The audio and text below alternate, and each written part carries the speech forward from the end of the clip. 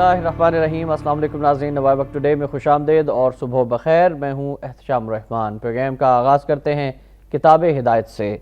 अल्लाह के नाम से जो बेइंतहा मेहरबान रहम फरमाने वाला है। और हम में बाज़ नेक भी हैं और बाज़ और तरह के, हम भी तो कई रास्तों पर गामजन हैं और अब हमें यकीन हो गया है कि हम ज़मीन में भी अल्लाह ताला को हरगिज़ आजिज़ नहीं कर सकते और ना भाग कर उसे हरा सकते हैं। और हमने जब पैगाम हिदायत सुना तो हम उस पर ईमान ले आए। बस जो शख्स अपने रब पर ईमान लाता है तो उसे ना किसी नुकसान का खौफ होता है और ना ही जुल्म का। सूरह अल जिन की आयत 11 ta 13 का तर्जुमा आपके सामने पेश किया गया। अल्लाह रब्बुल इज़्ज़त से दुआ है कि अल्लाह पाक हम सबको कुरान पाक समझ कर पढ़ने, इस पर अमल करने और इसका एहतराम करने की भी तौफीक अता फरमा दे। और नाज़रीन, आज का प्रोग्राम आगाज़ करते हैं। आज पीर है 6 रजबुल मुरज्जब 1433 हिजरी, 28 मई सन 2012 है। आज का दिन पाकिस्तान की तारीख़ में इंतहाई अहमियत का हामिल है और आज से 14 साल पहले पाकिस्तान आलम इस्लाम की पहली एटमी क़ुव्वत बना था और आज 14 बरस बीत चुके हैं। आज यौम तकबीर है। आप सबको हमारे इदारे की तरफ से, हमारी तमाम न्यूज़ टीम की जानिब से, प्रोडक्शन टीम की जानिब से पूरे पाकिस्तान को यौम तकबीर मुबारक हो। आज के मौजूद मेहमान का तारुफ करा देते हैं। मोहतरम जनाब जावेद सिद्दीक साहब, रेजिडेंट एडिटर रोज़नामा नवाए वक्त इस्लामाबाद, हमारे साथ इस्लामाबाद स्टूडियोज़ में तशरीफ़ फरमा है। जावेद सिद्दीक साहब, अस्सलाम वालेकुम, बहुत खुश आमदीद।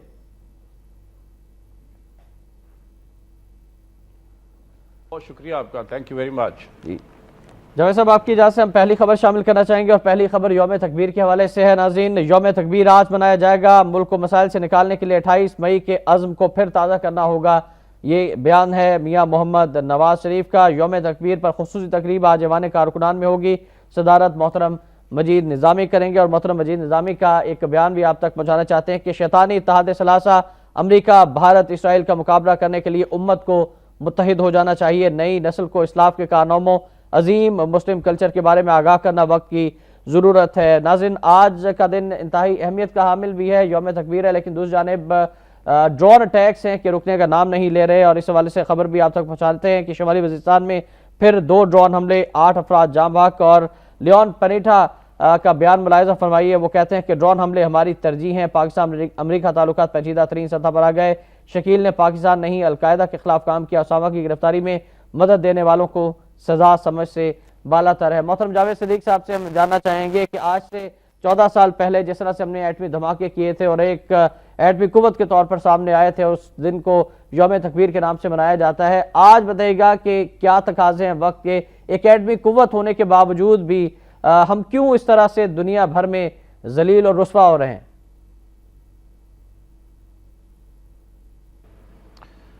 बिस्मिल्लाहिर्रहमानिर्रहीम। मेरे ख्याल में आज का दिन जो है तारीख़ी एतबार से बहुत अहम है और ये वो दिन है जब पाकिस्तान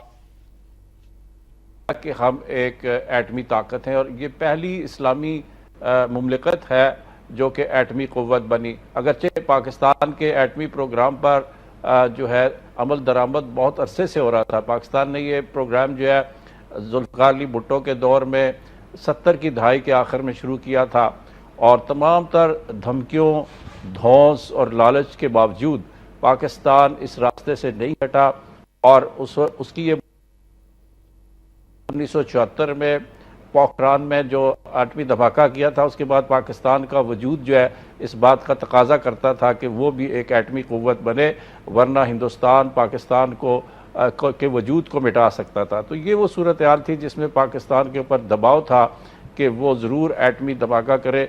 अगरचे पाकिस्तान के बारे में ये कहा जाता है कि बहुत पहले पाकिस्तान ने अपनी जो एटमी सलाहियत है वो हासिल कर ली थी, लेकिन हिंदुस्तान ने ये मौका हमें फ़राहम किया। उसने मई के शुरू में धमाके किए और उसके बाद फिर पाकिस्तान को ये धमाके जो है करना पड़े। तो मैं समझता हूँ कि पाकिस्तान एक एटमी क़ुव्वत बना और दुनिया में एक मुमताज़ मकाम हासिल किया और ख़ास तौर पर इस्लामी दुनिया ने इसको बहुत सराहा था। उस वक्त जब नवाज शरीफ वज़ीर आज़म थे तो तमाम इस्लामी ममालिक ने उनको बहुत मुबारकबाद दी थी और कहा था कि ये पूरे आलम इस्लाम का एक एजाज़ है कि पाकिस्तान एक एटमी ताकत बना। तमाम तर दबाव के बावजूद, तमाम तर बैनुल अक़वामी साजिशों के बावजूद पाकिस्तान एटमी क़ुव्वत बना था। हमारी एटमी ताकत जो है اس نے ہمیں ایک منیمم کریڈیبل ڈیٹرنس جسے کہتے ہیں وہ فراہم کیا ہے، اور ہندوستان یا کوئی بھی اور طاقت پاکستان پر اب حملہ کرنے کی جرت نہیں کر سکتی، اور پاکستان کا دفاع جو ہے اس سے ناقابل تسخیر ہوا ہے۔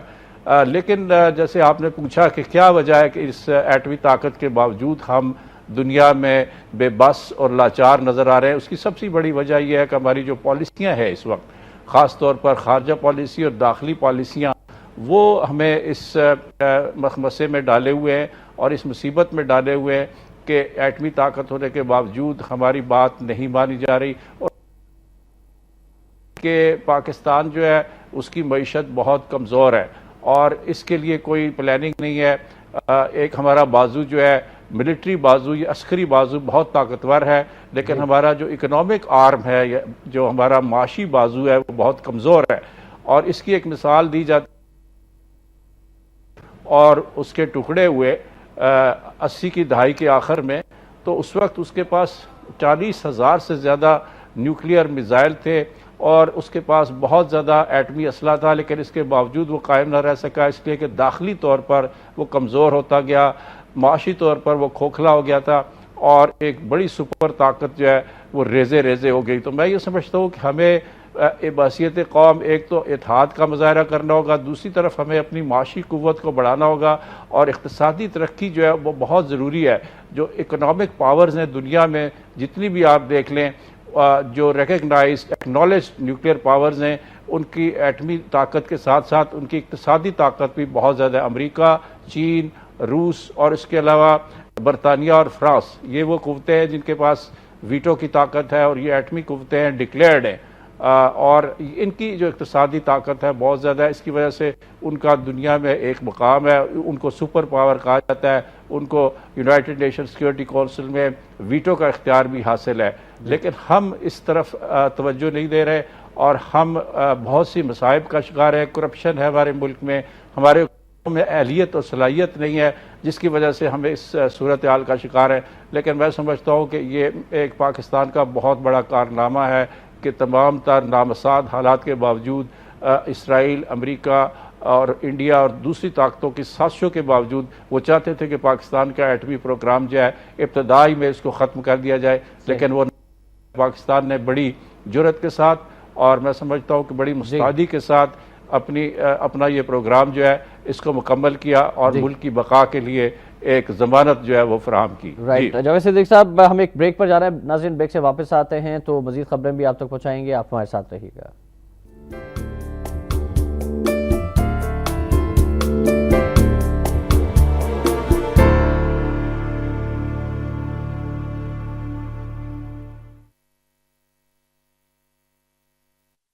روحانی اسکالر حافظ میاں نورانی کہتے ہیں، سنو، دیکھو، جانو اور پھر مانو۔ استخارہ، ہر پریشانی سے چھٹکارا۔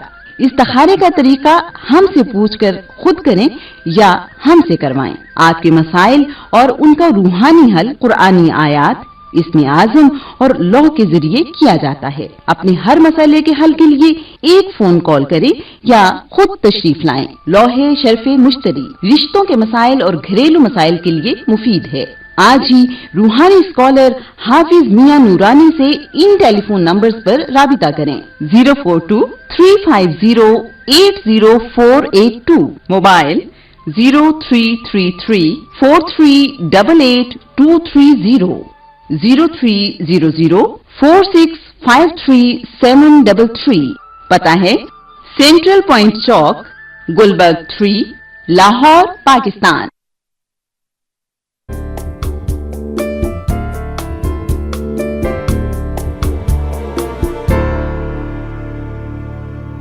نوائے وقت ٹوڈے میں ایک بار پھر آپ کو خوش آمدید کہتے ہیں، اور ناظرین لیڈ اسٹوری آج کی گیلانی صاحب کا بیان ہے، اس طرف بڑھیں گے کہ آئین میں دوہری شہریت پر پابندی نہیں، شکیل آفریدی کو اعلیٰ عدالتوں تک رسائی ملنی چاہیے۔ گیلانی دفاع پاکستان کونسل میں شامل بعض جماعتیں امریکہ کی حمایتی رہی ہیں، برطانیہ نے لارڈ نذیر کی دوہری شہریت منسوخ کی تو پھر کیا ہوگا؟ وہاں ہمارے 300 سے زائد کونسلر اور ارکان پارلیمنٹ ہیں، تارکین وطن کو ووٹ دینے پارلیمنٹ کی رکنیت سے محروم نہیں کیا جا سکتا۔ 3 بلین کے کوڈ خریدنے کی بات مذاق ہے، نیٹو سپلائی پر مذاکرات جاری ہیں۔ اور اگلی خبر ہے عمران خان صاحب کا بیان کہ میاں صاحب سونامی سے بچیں، اسپیکر کی رولنگ کے خلاف آج سپریم کورٹ میں پٹیشن دائر کریں گے۔ عمران عدالتی فیصلے کے بعد گیلانی وزیر اعظم نہیں رہے، فیصلے پر عمل نہ ہوا تو ایوان اقتدار کو ہلا دیں گے، اپنی فوج کو مضبوط کریں گے، سندھ کو تقسیم نہیں ہونے دیں گے۔ راولپنڈی میں جلسے سے خطاب، اور اس پر ہم بات کریں گے محترم جاوید صدیق صاحب سے۔ جاوید صدیق صاحب، گیلانی صاحب کے یہ بیان دوہری شہریت کے حوالے سے بھی اب انہوں نے عدالت عظمیٰ کے فیصلے پر اعتراض کر دیا ہے، کہتے ہیں کہ پابندی نہیں ہونی چاہیے اور آئین میں اس طرح کی کوئی پابندی بھی نہیں ہے، اور اگر لارڈ نذیر احمد کی دوہری شہریت منسوخ ہو گئی تو پھر کیا ہوگا؟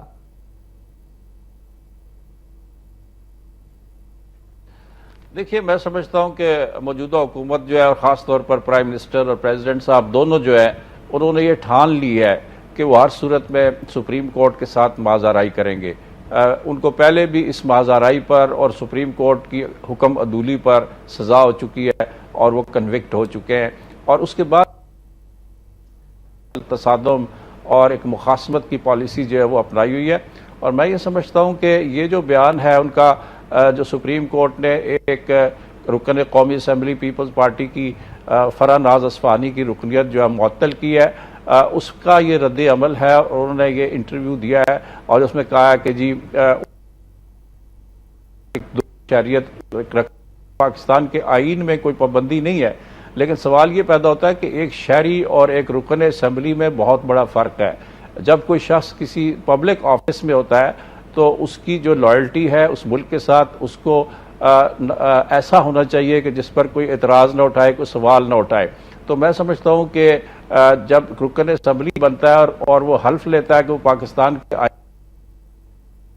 پاکستان کے آئین کا تحفظ کرے گا، یہ ارکان اسمبلی جو ہے یہ حلف لیتے ہیں، لیکن دوسری طرف وہ جس ملک کی شہری ہوتے ہیں وہاں بھی انہوں نے حلف لیا ہوتا ہے کہ وہ اس ملک کے آئین، اس ملک کے قانون اور اس ملک کے ساتھ لائلٹی جو ہے وہ رکھیں گے۔ تو یہ ایک تضاد ہے اور ایک دورہ پن ہے۔ تو میں سمجھتا ہوں کہ جب آپ عوام کے اعتماد کے ساتھ کسی جگہ پہ پہنچتے ہیں، خاص طور پر رکن اسمبلی یا رکن پارلیمنٹ ہوتے ہیں، اور آپ پر بہت بھاری ذمہ داریاں عائد ہوتی ہیں، تو تب میں سمجھتا ہوں کہ ایک ایسی لائلٹی، ملک کے ساتھ ایسی وفاداری ہونی چاہیے جو غیر متزلزل ہو اور اس کے بارے میں کوئی دوسرا اعتراض نہ کر سکے۔ تو یہ سوال یہ ہے کہ کیا وہ ایک عام شہری تھی خاتون جن کو کہ سپریم کورٹ نے معطل کیا ان کی رکنیت کو؟ دراصل وہ قومی اسمبلی میں جو ہے وہ ممبر نہیں بن سکتی۔ تو میں یہ سمجھتا ہوں کہ پرائم منسٹر صاحب کا یہ کہنا کہ آئین جو ہے دوہری شہریت کے لیے ہوگا، لیکن جب آپ وزیر اعظم بنے یا صدر بنے یا رکن اسمبلی بنے یا سینٹ کے رکن بنے تو تب صورتحال بدل جاتی ہے۔ اور میں سمجھتا ہوں سپریم کورٹ کے اس فیصلے کو انہوں نے اس پر اعتراض اٹھایا ہے اور کہا ہے کہ یہ فیصلہ غلط ہے۔ ان کے بیان سے تو یہی احساس ہوتا ہے۔ تو میں سمجھتا ہوں کہ یہ اس پالیسی کا ایک نتیجہ ہے اور اس پالیسی کا تسلسل ہے جس کے تحت وہ مسلسل سپریم کورٹ کے فیصلوں کی خلاف ورزی کر رہے ہیں، حکم عدولی کر رہے ہیں، اور انہوں نے یہ فیصلہ کر لیا ہے کہ جی ہم نے سپریم کورٹ کی کوئی بات نہیں ماننی اور اس کے ساتھ ایک مازارائی کرنی ہے۔ اور یہ بیان جو ہے میں تو اسی تناظر میں اس کو دیکھ رہا ہوں۔ جی، نواز شریف صاحب کا بیان بھی شامل کرنا چاہیں گے ناظرین کہ حکمرانوں کو عدالتی فیصلوں، آئین اور قانون کا مذاق نہیں اڑانے دیں گے نواز شریف۔ بجلی اور گیس کی لوڈ شیڈنگ سمیت جتنے مسائل آج ہیں ماضی میں ان کی مثالیں نہیں ملتی، عدلیہ کا احترام سب پر لازم ہے۔ اور شہباز شریف صاحب کہتے ہیں کہ ڈرون حملوں اور دہشت گردی میں کوئی فرق نہیں، امریکہ انہیں بند کر دے، عالمی برادری ڈکٹیشن دینے کے بجائے ہمارے ساتھ مل کر کام کرے، گردشی قرضے کی ادائیگی سے بجلی کی کمی پوری ہوگی۔ اور آل پنجاب وکلا کنونشن ہوا جس میں گیلانی صاحب سے فوری طور پر عہدہ چھوڑنے کا مطالبہ کیا گیا ہے، اور خبر ہے کہ گیلانی فوری عہدہ چھوڑیں ورنہ تحریک چلائیں گے۔ سزا یافتہ وزیر اعظم کے پاس آئینی، قانونی اور اخلاقی رواج نہیں کہ وہ اس حیثیت میں کام کریں۔ جبکہ دفاع پاکستان کونسل کا بیان بھی ہے کہ قومی آزادی کا سودا ڈالروں کے عوض نہیں ہونے دیں گے۔ اور مولانا فضل الرحمان کہتے ہیں کہ پارلیمنٹ کے فیصلے کے خلاف نیٹو سپلائی بحال کی گئی تو ملک سے ہاتھ دھو بیٹھیں گے۔ مل بیٹھ کر نیٹو سپلائی کے خلاف فیصلہ دیا، کوئی سمجھوتہ نہیں کیا جا سکتا، ریاستی قوتوں کو قومی ادارہ تسلیم کرنے کو تیار نہیں ہے۔ محترم جاوید صدیق صاحب سے ہم جاننا چاہیں گے یہ ساری خبریں اور بیانات جو میں نے شامل کیے ہیں، ایک طرف تو ملک کی سیاسی صورتحال کے حوالے سے اور دوسری جانب امریکہ سے تعلقات کے حوالے سے۔ سب سے پہلے ہم امریکہ کے ساتھ تعلقات کے حوالے سے ہی بات کر لیتے ہیں تو یہ بات ملک کی سلامتی کے حوالے سے بھی سامنے آ جائے گی۔ لیون پنیٹا یہ کہتے ہیں کہ ڈرون حملے ہماری ترجیحات ہیں، پاکستان امریکہ تعلقات پیچیدہ ترین سطح پر آ گئے ہیں، تو پھر بتائیے گا اگر ڈرون اٹیکس امریکہ کی ترجیحات ہیں تو کیا ان کو مار گرانا پاکستان کی ترجیحات میں شامل نہیں ہے؟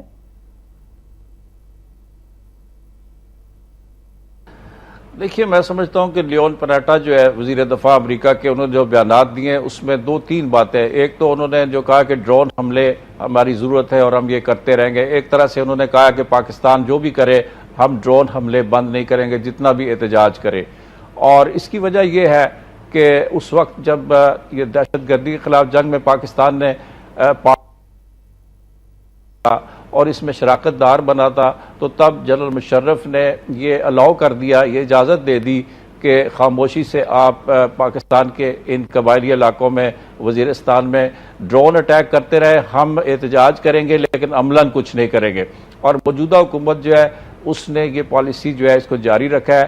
یعنی ایک انگریزی میں کہتے ہیں کہ ٹیسٹ اپروول ہے، ایک خاموش اپروول دی ہوئی ہے اس حکومت نے امریکہ کو کہ ہاں آپ یہ حملے کر لیں، ہم اس کے خلاف احتجاج نہیں کریں گے. جبکہ پاکستان کی قوم جو ہے وہ سخت غصے میں ہے، اشتعال میں ہے کہ یہ ہماری سوورنٹی اور ہماری جو خود مختاری ہے اس کے خلاف یہ سب کچھ ہو رہا ہے. لیکن یہ جو حکمران ہیں انہوں نے وہ اپنی پرانی پالیسی جو ہے جاری رکھی ہوئی ہے.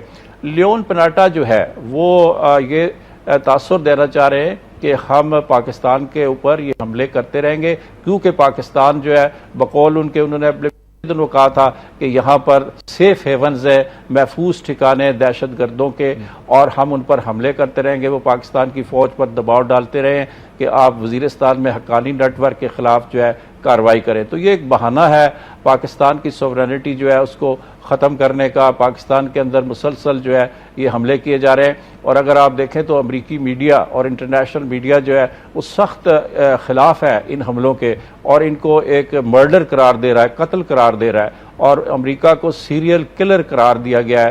بہت سے مضامین ایسے چھپ چکے ہیں، اور خود امریکی اخبارات کے ایڈیٹوریل ہیں کہ یہ غیر قانونی حملے، انٹرنیشنل قانون کی بھی خلاف ورزی ہے. لیکن یہ حملے بند نہیں ہو رہے. لیکن پاکستان جو ہے جیسے آپ نے کہا کہ ایٹمی طاقت بھی ہے لیکن یہ حملے بند نہیں کرا سکتا. میں سمجھتا ہوں پاکستان کے خلاف، پاکستان کے پاس کیپیبلٹی یا صلاحیت موجود ہے یہ ڈرون حملے ختم کرانے کی، ڈرون گرانے کی، لیکن ہم عملاً کچھ نہیں کر رہے اور بے بس ہیں. اور موجودہ حکومت جو ہے اور ہماری جو لیڈرشپ ہے اس نے یہ فیصلہ کیا ہوا ہے ہم ان کو روکنے کی کوئی کوشش نہیں کریں گے. دوسری طرف جی جاوید صدیق صاحب، ہمیں ایک بریک کے لیے جانا ہے ناظرین. بریک سے واپس آئیں گے تو محترم جاوید صاحب سے مزید گفتگو بھی ہوگی اور آپ کی کال بھی شامل کی جائیں گی. آپ ہمارے ساتھ رہیے گا.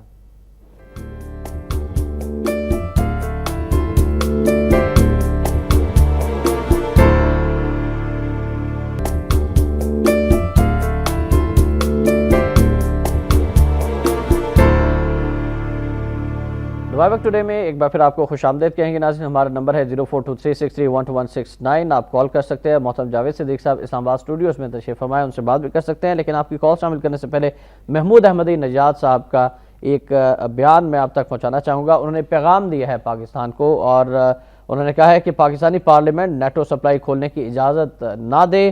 محمود احمدی نژاد: امریکہ دہشت گردی کی جنگ کے بہانے پاکستانیوں اور افغانیوں کا قتل عام کر رہا ہے. پاکستان ڈرون حملوں کے خلاف اقوام متحدہ میں آواز اٹھائے.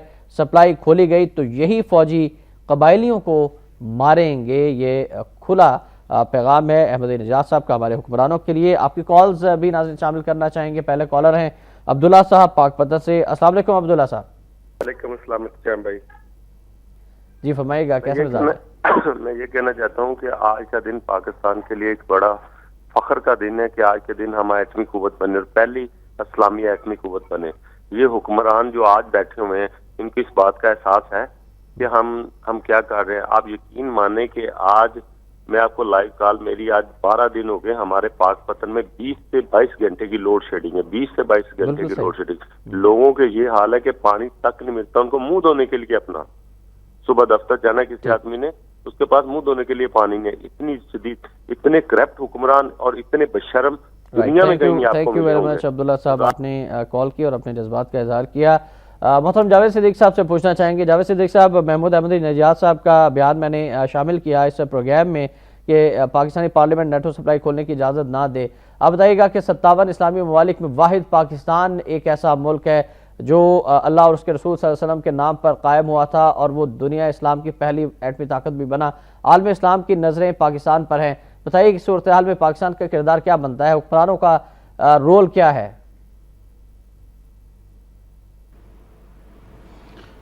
دیکھیے، جو ایٹمی طاقت اب بنے ہیں، جیسے میں پہلے عرض کر چکا ہوں، یہ اسلامی دنیا میں پاکستان کے پاس سب سے پہلے یہ اعزاز آیا، اور ہمارے اوپر یہ الزام بھی لگا کہ یہ اسلامی بام بنا رہے ہیں، اس کو تو پاکستان کے لیے بڑی فخر کی بات ہے۔ پاکستانی قوم جو ہے اس کامیابی پہ بہت ہی اللہ کا شکریہ ادا کرتی ہے اور شکر گزار ہے پروردگار کی کہ اس نے اس کو یہ صلاحیت دی۔ لیکن دوسری طرف دیکھیں، یہ جو ابھی جو صاحب یہ کہہ رہے تھے اور بجلی کا رونا رو رہے ہیں اور پوری قوم جو ہے اس عذاب میں مبتلا ہے، میں سمجھتا ہوں کہ دیکھیے وہی بات جو میں نے کہا تھا کہ ہم نے اقتصادی طور پر ایک طرف تو ہم ایٹمی طاقت بن گئے، اور اس سے یہ ظاہر ہوتا ہے کہ ہم اگر ڈٹرمنڈ ہوں، اگر ہم عزم کر لیں، اور اگر ہم اس بات پر لگ جائے کہ ہم نے یہ اچیو کرنا ہے، جیسے ہم نے ایٹمی طاقت اچیو کی ہے اور ایک ایٹمی قوت ہم بنے، تو ہم بجلی کا جو بحران ہے وہ تو کوئی چیز نہیں ہے ایٹمی طاقت بننے کے مقابلے میں، جس کو ہم ختم نہیں کر سکتے۔ بدقسمتی یہ ہے کہ ہمارے حکمران اس سے پہلے بھی، جنرل مشرف اور اس سے پہلے کے حکمرانوں نے بھی کوئی یہ پلاننگ نہیں کی، منصوبہ بندی نہیں کی کہ ہماری آبادی بڑھ رہی ہے، ہماری صنعتی ترقی ہو رہی ہے، ہمیں 10 سال یا 15 سال کے بعد کتنی بجلی چاہیے، اور اس کے لیے ہمیں کالا باغ ڈیم بنانا چاہیے، اس کے لیے مزید ڈیم بنانے چاہیے۔ ہائیڈرو پاور، جس کے بارے میں ورلڈ بینک نے حال ہی میں کہا کہ 40,000 میگا واٹ بجلی پیدا کرنے کی پاکستان کے پاس صلاحیت ہے صرف پانی سے، اور اگر ہم یہ نہیں کر سکے، ایک طرف تو ہم ایٹم بم بنا لیتے ہیں، دوسری طرف ہم چند ہزار میگا واٹ بجلی نہیں پیدا کر سکتے، جس کے لیے کوئی بڑی ٹیکنالوجی نہیں چاہیے، اور اس کے لیے ایک عزم چاہیے، ایک پلاننگ چاہیے، اور ایک ول چاہیے ٹو امپلیمنٹ دیٹ پلان۔ تو میں سمجھتا ہوں کہ یہ ہماری قوم جو ہے اس طرف اب آنا چاہیے ہمیں کہ پاکستان کو اقتصادی طور پر مضبوط کرنا چاہیے، انرجی کا کرائسس ختم ہونا چاہیے، پاکستان جو ہے اس کی ایکسپورٹس بڑھنی چاہیے، اور ہمارے جو فارن ایکسچینج ریزروز وہ بڑھنے چاہیے، اور یہ ایٹمی طاقت اور یہ اقتصادی قوت مل کے پاکستان کو دنیا اسلام کی لیڈنگ پاور جو ہے بنا دیں گے۔ تمام اسلامی ممالک یہ سمجھتے ہیں کہ پاکستان ایٹمی طاقت ہے، اس کی مسلح افواج بہت منظم اور طاقتور ہیں، لیکن وہ سمجھتے ہیں اقتصادی طور پر پاکستان کو ترقی کرنی چاہیے۔ جی بالکل صحیح۔ اور ایک اور کالر ہیں سر ہمارے ساتھ، خواجہ انجم صاحب ہیں کراچی سے۔ السلام علیکم خواجہ صاحب۔ آج کیسے ہیں؟ الحمدللہ۔ آپ کے میزبان نے بڑی خوبصورت باتیں کی ہیں کہ ہمیں اقتصادی طور پہ مضبوط ہونا چاہیے۔ جب ہماری سونا اگلتی ہوئی زمینوں پر آپ سوسائٹیاں بنائیں گے، جب زمین ہی نہیں ہوگی تو آپ کہاں پر وہ فصلیں اگائیں گے؟ دوسری بات، آج امریکہ کو شاہد آفریدی معصوم نظر آ رہا ہے، عافیہ صدیقی مجرم نظر آ رہی ہے، اور دبے لفظوں میں آپ کا وزیر اعظم گیلانی اور آسمہ جہانگیر کہہ رہی ہیں کہ ان پہ مقدمہ چلے، کیونکہ آپ کو پتہ ہے کہ آپ کا نظام عدل اس حد تک کمزور ہے کہ یہ لوگ باعزت طور پہ بری ہو جائیں گے۔ تیسری بات، مولانا فضل الرحمان نے کل بڑے وثوق کے ساتھ کہا کہ ہم جتنا فوج پہ خرچہ کرتے ہیں اس حساب سے مطلب ہے کہ طبی سہولتیں اتنی ہوں گی اور یہ ہمیں سہولتیں ہوں گی۔ میں پوچھتا ہوں کہ میں نے آپ کا ایک انٹرویو سالوں پہلے پڑھا تھا، آپ نے بولا سیکنڈ کلاس میں آپ سفر کرتے تھے، زمین پہ چادر بچھا کر بیٹھتے تھے، پھر آپ کا یہ تم تراک کہاں سے آیا، یہ لینڈ کروزریں کہاں سے آئیں؟ آپ سیاستدانوں نے ملک کو تباہ کر دیا ہے۔ یہی ڈاکٹر عبدالقدیر خان کہہ رہا ہے، یہی 18 کروڑ عوام کہہ رہے ہیں کہ سیاستدان اس قوم کی لعنت ہیں۔ رائٹ، بہت شکریہ خواجہ انجم صاحب۔ سیاستدان اس قوم کی لعنت ہیں، اور نظام عدل پر سوال اٹھایا خواجہ انجم صاحب نے، کیا کہیں گے جاوید صدیق صاحب؟ میں سمجھتا ہوں کہ نظام عدل جو ہے ہمارا آہستہ آہستہ بہتر ہو رہا ہے، اور جب سے سپریم کورٹ جو ہے موجودہ جو چیف جسٹس ہیں اور جو ججز ہیں ہائر کورٹس کے، جب سے وہ ایک عوامی طاقت سے بحال ہوئے ہیں، تو میں سمجھتا ہوں کہ پاکستان کی جو عدالت ہے اور عدلیہ کا نظام بہت بہتر ہو گیا۔ انہوں نے بڑے اچھے فیصلے کیے ہیں اور بڑے بے خوف ہو کر انہوں نے فیصلے کیے ہیں، اس لیے میں سمجھتا ہوں کہ اب ہمارا اعتماد اس میں آہستہ آہستہ جو ہے بڑھنا چاہیے۔ اور یہ الگ بات ہے کہ نچلی سطح پہ جو ہماری عدلیہ ہے اس میں ابھی بڑی اصلاحات کی ضرورت ہے کہ عام آدمی کے لیے انصاف جو ہے وہ بڑا سستا اور فوری جو ہے ہونا چاہیے، اس کے لیے اقدامات کیے جانے چاہیے۔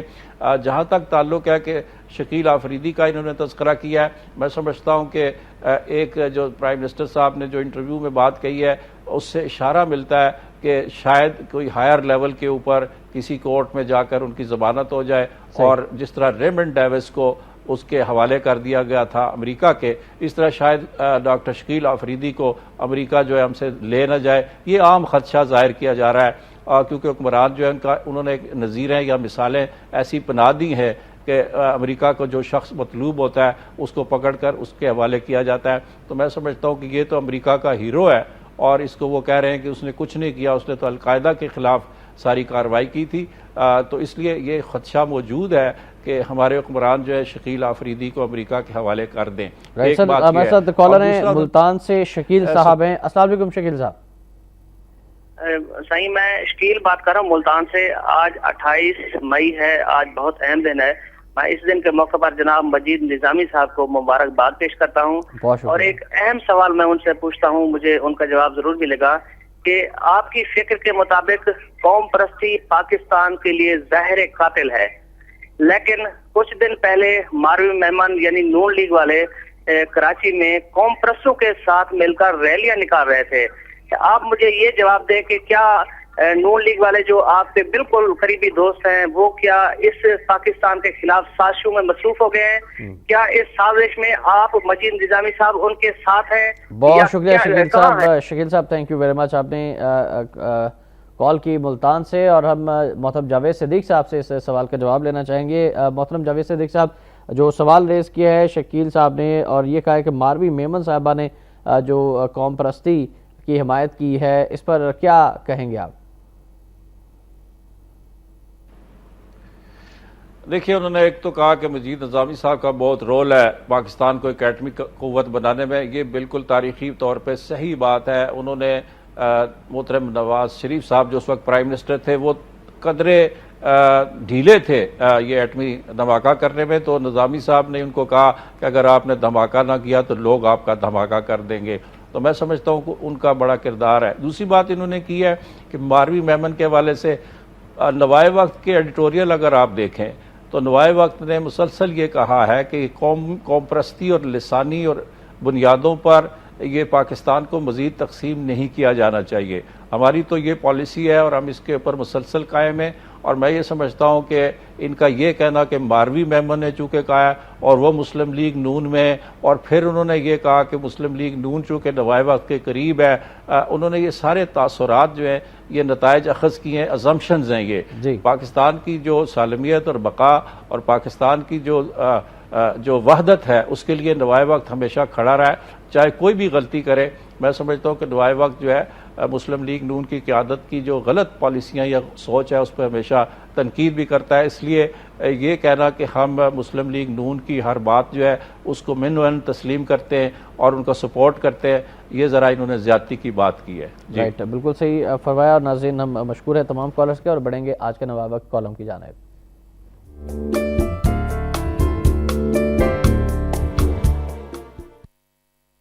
آج کا نوائے وقت کالم پروفیسر محمد یوسف عرفان صاحب کا کالم ہم نے منتخب کیا ہے۔ آج انہوں نے لکھا ہے قدیر خان عالمی ایوارڈ۔ لکھتے ہیں کہ پاکستان کا ایٹم بم بنانا اور دھماکہ کرنا مشکل کام تھا، جس کے لیے ہمت اور جرأت درکار تھی، کیونکہ عالمی برادری یعنی موجودہ اتحادی ممالک اس کے سخت مخالف تھے۔ دری صورت ایٹم بم بنانے والا کتنا مخلص محب وطن ہوگا جس کی جان کی دشمن ساری دنیا تھی۔ ایٹم بم کا خالق ایک فرد نہیں بلکہ ماہرین کی ایک ٹیم ہے جس کے سربراہ ڈاکٹر عبدالقدیر خان تھے۔ ایٹم سازی کے لیے ٹیم تیار کرنا بھی آسان نہیں تھا، کیونکہ عالمی برادری پاکستان کی جوہری سرگرمیوں سے ہر لمحہ باخبر رہنا چاہتی تھی، لہٰذا اس راہ میں کئی مشکل مقامات آئے جو بہاولپور فضائی سازش تک بآسانی عبور کر لیے گئے۔ آخری لائنز ہیں اس کالم کی کہ عالمی اتحادی برادری پاکستان کے ایٹمی پروگرام اور اساسوں کی سخت دشمن ہے۔ کفار کے غیظ و غضب کا یہ عالم ہے کہ انہوں نے محسن ملت ڈاکٹر عبدالقدیر خان کے لیے پاکستان کی سرزمین اتنی تنگ کر دی کہ جینا مشکل ہو گیا۔ انہیں قید، تنہائی، نظر بندی اور معافی جیسے احسان فراموشی مراحل سے گزارا۔ ڈاکٹر عبدالقدیر خان ملت اسلامیہ کے بہترین فرد ہیں، یہ امت کے سرتاج ہیں۔ انہیں نہ صرف صدر پاکستان بلایا جائے بلکہ نوبل پرائز کی طرح قدیر خان عالمی ایوارڈ بھی جاری کیا جائے۔ ڈاکٹر عبدالقدیر خان دنیا میں خوشحال، خود مختاری اور ترقی یافتہ اسلام اور پاکستان کے امین اور محافظ ہیں۔ پاکستان کا ایٹمی پروگرام عالمی امن اور سلامتی کا ضامن ہے، اور پاکستان کی ایٹمی صلاحیت نے بھارت اور عالمی برادری کی جارحانہ جنگ سے روک رکھا ہے۔ اور اب بڑھیں گے آج کے نوائے وقت ادارے کی جانب۔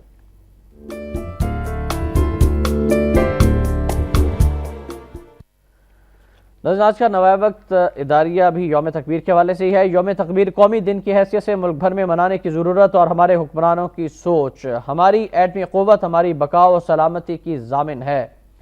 قوم آج ملک خدا داد پاکستان کو اسلامی دنیا کی پہلی ایٹمی قوت سے سرفراز کرنے والا یوم تکبیر ان حالات میں ایک نئے عزم، جوش اور ولولے کے ساتھ بنا رہی ہے جب مشکلات اور سازشوں میں گھرے وطن عزیز کی سالمیت کو سخت خطرات لاحق ہو چکے ہیں۔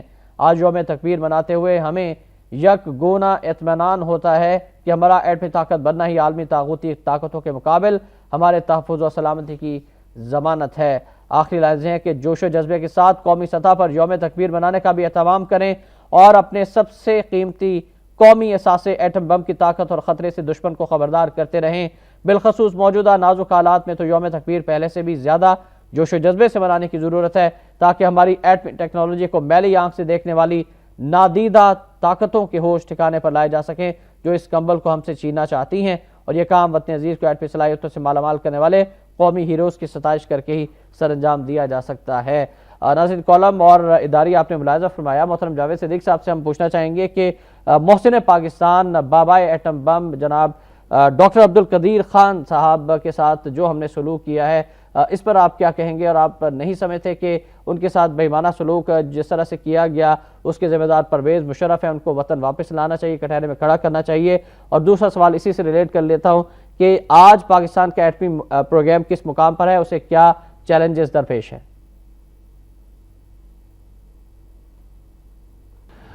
دیکھیے، میں سمجھتا ہوں کہ پاکستان کا جو نیوکلیئر پروگرام ہے، اگر آپ اس کی تاریخ دیکھیں تو یہ بہت ہی مشکل حالات میں شروع کیا گیا۔ جب ہندوستان ایٹمی طاقت بنا تو پاکستان میں یہ احساس ہوا، اور اس وقت کی جو قیادت تھی انہوں نے یہ احساس کیا کہ اگر ہندوستان کے پاس ایٹمی ہتھیار ہوئے تو ہمیں بلیک میل کرے گا اور ہمارے وجود کے لیے مسلسل خطرہ رہے گا۔ کشمیر کا ایشو بھی ریزالو نہیں ہو سکے گا اور ہمیں وہ ڈکٹیٹ کرائے گا۔